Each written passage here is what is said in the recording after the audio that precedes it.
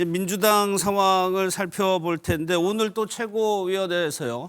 합당 일정과 방식이 담긴 문건이 유출됐다고 표현을 할까? 일단 대회비라고 하는데 그것 때문에 최고위에서 오늘 또 날선 발언들이 오갔습니다. 영상 보겠습니다. 이번 합당 제안이 처음부터 결론을 정해놓은 답정려 합당이었다라는 정황이 드러났습니다. 밀실졸속 합당 의혹에 대해 당원에게 공식 사과해야 합니다. 그야말로 이 문건이 사실이라면 밀당을 한 겁니다. 합당 밀약이죠. 저는 이 부분에 대해서 전적으로 대표가 책임져야 된다고 생각합니다. 정식 회의에 보고되지도 않고 또 논의되지도 않고 실행되지도 않았던 이런 실무자의 작성 문건이 유출되는 일종의 사고가 있었습니다. 이 부분에 대해서는 누가 그랬는지 엄정하게 조사해 주시고 책임을 좀 물어야 되지 않을까 그런 생각이 듭니다. 최고위원들이 반발하고 정청래 대표가 이제 설명하고 해명하는 장면까지 보셨는데 이런 제목의 문건입니다. 합당 절차 및 추진 일정 검토안. 이걸 대외비 문서라고 보도를 했던데 일단 김지호 대표 대외비 문서라고 하는 건 외부로 유출이 되면 안 되는 보안 문서를 얘기하는 거잖아요. 그렇죠. 예. 이제 지금 조승래 사무총장의 설명은 예. 당대표가 합당 제의를 했고 이것에 대해서 뭐 최고회의든 당의 주요한 인사들이 참여한 회의가 진행될 테니 예. 어떤 방식으로 합당이 진행될지 회의 자료로 준비를 하라 이렇게 사무처에 지시를 했고 그 사무처에서 저런 문건을 만들긴 만들었으나 예. 이것이 정청래 당대표나 최고위원들에게는 보고되지 않은 문건이다. 자체 검토안이다.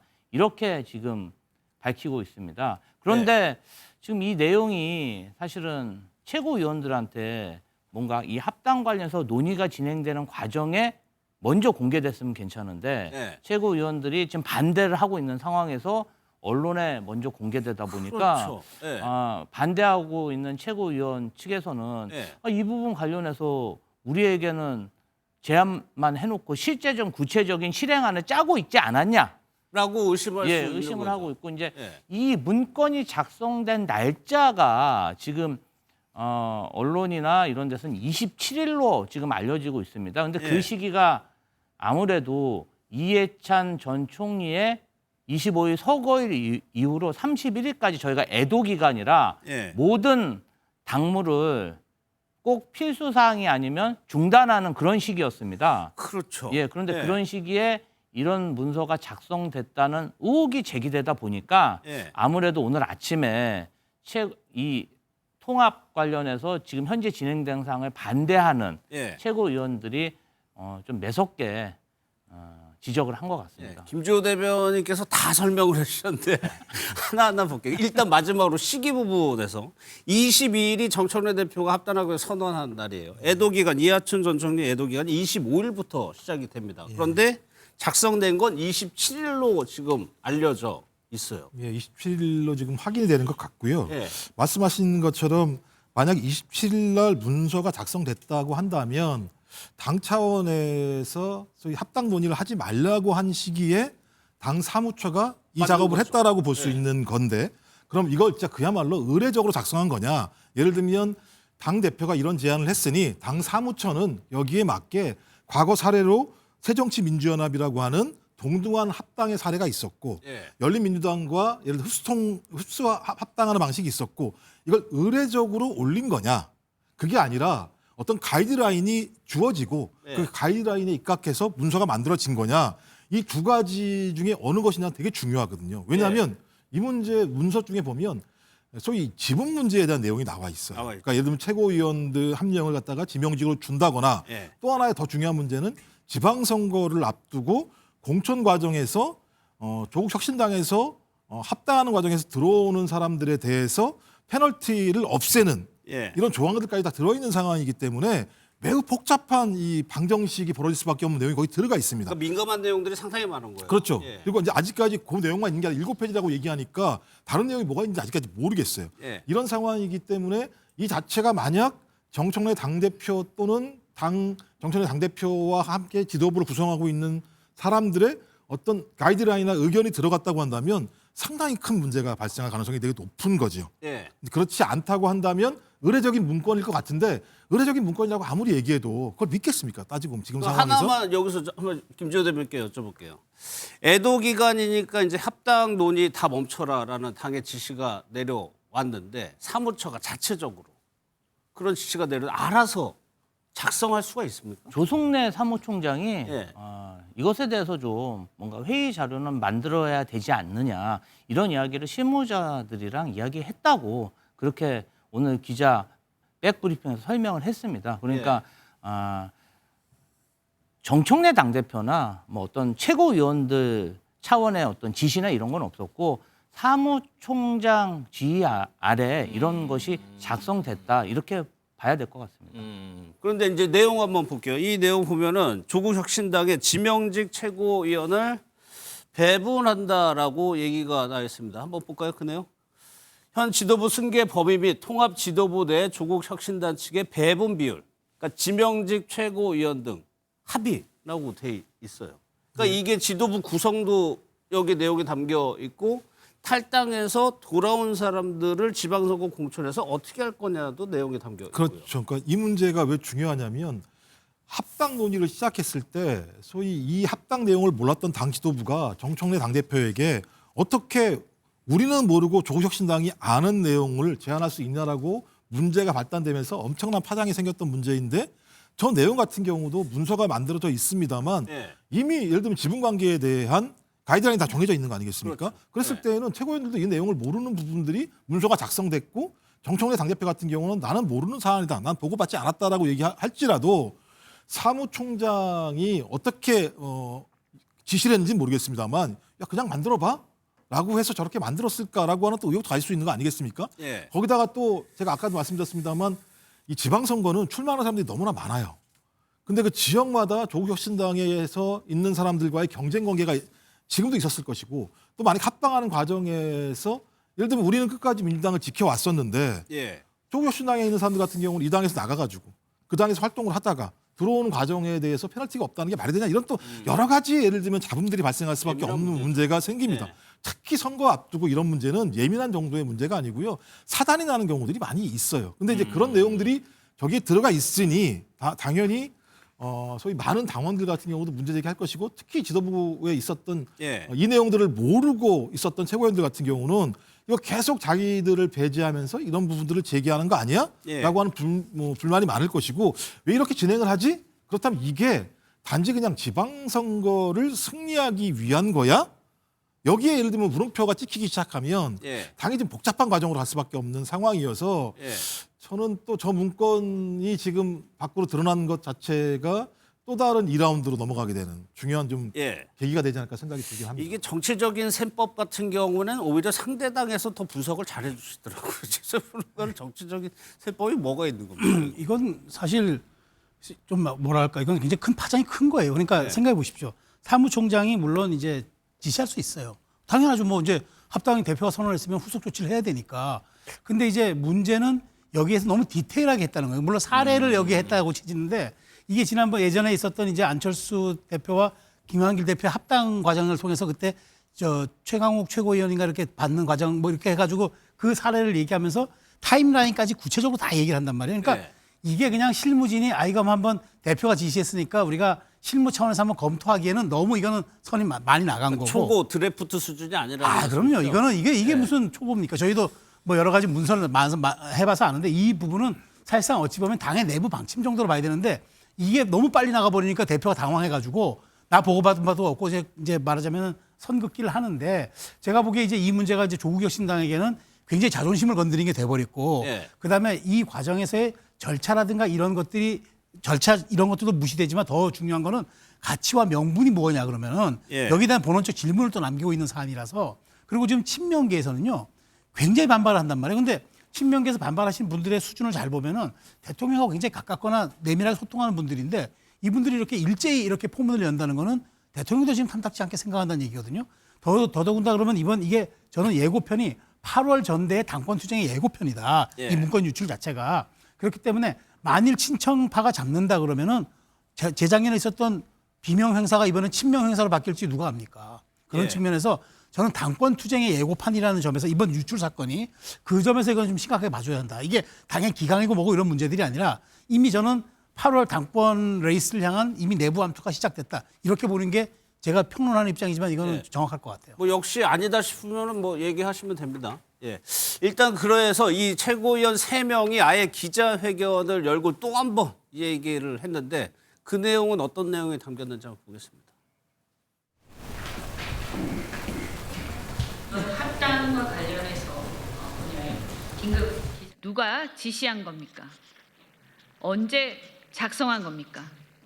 조국 대표와는 어디까지 논의했습니까? 지분 배분 조건은 무엇입니까? 이 모든 사실을 명명백백히 밝혀야 합니다. 더 이상 민주당을 망치는 것을 두고 볼 수 없습니다. 정청래 대표는 원칙 앞에 서십시오. 지금 필요한 것은 결단입니다. 원칙 없는 합당 추진을 즉각 중단하십시오. 정청래 대표를 비판하고 이제 미량 얘기를 계속 하는데 텔레그램에서 한번 뭐 노출이 되기도 했고요. 김준호 이 미량 이거 어떻게 해석해야 돼요? 일단은 보통은 정말 이런 전격적인 당 대표의 합당 제의가 있으면 예. 제가 봤을 땐 저 3분 최고위원들은 정말 몰랐던 것 같습니다. 굉장히 급작스러워하고 예. 이 부분 관련해서 굉장히 반발을 하는데 조국 혁신당 같은 경우도 사실 큰 정당에서 작은 정당에게 이런 제의를 하면은 당연히 무슨 말이냐 예. 반발하기 나름인데 반발하는 모습이 없다 보니까 네. 그런 생각들을 좀 하는 것 같습니다. 그런데 뭐 증거가 없고 이 사안 관련해서는 본인들이 의심스러워하는 그것을 이제 계속 이야기하는 것이지 정청래 당대표가 부인하고 있기 때문에 그 실체는 예. 알 수가 없는 거 아니겠습니까? 그런데 그 미략론이 잠시 그 문자가 공개됨으로 인해서 잠시 주춤하다가 이번에 새롭게 구체적인 문건이 나오다 보니까 네. 뭔가 미략이 있었던 게 아닌가? 그리고 이제 이 시간을 되돌려 보면 황운하 조국혁신당 전 원내대표가 마치 이 문건의 내용을 불만인 것처럼 예. 무조건 조국 대표가 공동 대표가 돼야 된다. 이런 이 발언, 내용에 이 문건에 기초한 것처럼 아니 이 내용에 동의할 수 없다는 듯이 예, 예. 약간 그런 개인적인 발언을 하다 보니까 의혹이나 의심이 좀 커진 게 아닌가 이런 생각이 좀 듭니다. 그러면 이 파장이요. 결국에는 이번 달 말 다음 달 초 전당원 투표 묻는다는 게 정청래 대표의 입장이었죠. 가능한 거예요? 일단은 예. 현재까지는 의원들의 의견도 들어야 되지만 네. 당원들의 의견도 중요하다. 당원들의 의중을 수렴할 수 있는 방법을 찾겠다는 거기 때문에 네. 전당원 투표든 당원 대상 여론조사든 한번 합당에 대해서 어떤 생각을 가지고 있는지 예. 알아보겠다. 이제 이런 입장이 확고한 것 같습니다. 아니 근데 지방선거가 지금 코앞이기 때문에 이거는 사실상 며칠이라고 뭐 못 박을 수는 없지만 데드라인이 정해져 있는 거거든요. 적어도 3월 이전에는 다 모든 네. 것이 끝나야 되는 상황일 수밖에 없는 건데 그러니까 그래서 지금 정청래 당대표 같은 경우는 국회의원들은 여기에 대해서 다양한 얘기를 하고 있지만 당원들의 의견을 들어봐야 된다고 얘기하는데요. 저는 고민스러운 게 이렇게 해서 이제 여론 수렴을 하잖아요. 그럼 이제 숫자가 나오는 거 아니겠습니까? 예. 저 숫자가 나오는 순간 당은 엄청난 또 파열음에 봉착할 수밖에 없다는 생각이 들어요.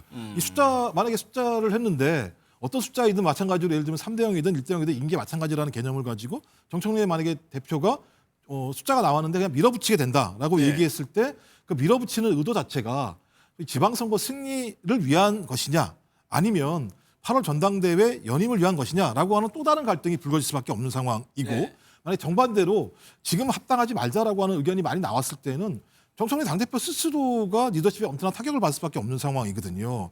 전 그래서 두 가지 다 어떤 그 당원들의 어떤 여론조사의 숫자가 나오게 되면 어떤 형태로든지 봉합하기가 되게 어려운 국면으로 갈 수도 있다라는 생각이 들어서 그래서 지금 국회의원들이 중간에 중재안을 내는 게 뭐냐면 지방선거 때까지는 합당 네. 논의를 하지 말자. 이후에 하자. 그러니까 우리가 네. 합당에 대해서 반대하는 게 아니다. 하지만 지방선거 이전에 이 문제를 가지고 가게 됐을 때는 당이 분란만 많아지게 되고 지방선거에서 단일한 대우를 가지고 갈 수 없을 가능성이 있으니 예. 6월에 이후에 하고 또 8월에 전당대회가 존재하기 때문에 민주당과 조국당이 선거연대와 그다음에 이후에 합당 논의를 TF 같은 경우 만들어서 계속 논의를 하고 나서 8월 전당대회쯤에 각 정당 당원들한테 묻고 그것이 끝나고 나면 정기국회가 열리는 10월 이전에 9월 달에 예. 합당 절차를 밟은 길도 분명히 있거든요.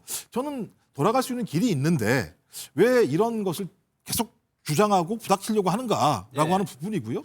또 내부에서 그런 얘기도 있잖아요. 합당을 한다고 해서 지방선거를 압승한다라고 하는 논리적 증거가 있는가에 대한 또 논의도 다시 벌어지고 있는 상황이기 때문에 여기에 지분과 공천 문제까지 결합되게 되면 당이 상당히 분란 속에 빠질 수밖에 없는 측면이 있다. 좀 그래서 좀 어떤 형태로든지 중재안을 도출해내는 것이 네. 저는 정청래 당대표의 리더십을 유지하고 또 확보하는데도 유의미한 길이 아닐까 저는 생각을 합니다. 지금 당내 갈등을 보셨지만 또 민주당과 혁신당 간에 조금 논란이 되는 부분이 그 숙주 논란입니다. 어떤 내용인지 영상을 한번 직접 보겠습니다.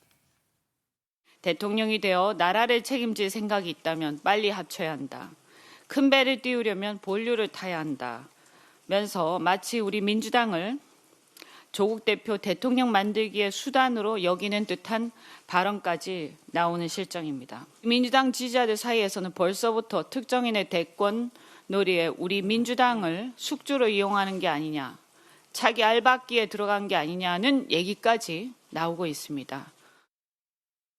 이 숙주 죄송합니다마는 정당 숙주 삼아서 정치하는 데는 가장 그 능숙하신 분이 그분이 아마 당적이 한 7번 8번 바뀌었죠. 정당을 숙주 삼는 원천 기술 보유자께서 그런 말씀을 하시니까 상당히 이례적이고 당황스럽더라. 그러니까 이현주 최고위원이 특정 인물의 대권 놀이에 민주당이 숙주로 이용되는 거 아니냐. 특정 인물이 이제 조국 대표를 지칭하는 것 같습니다. 그런데 조국혁신당에서 이현주 최고위원을 공격하는 내용으로 나오고 있어요.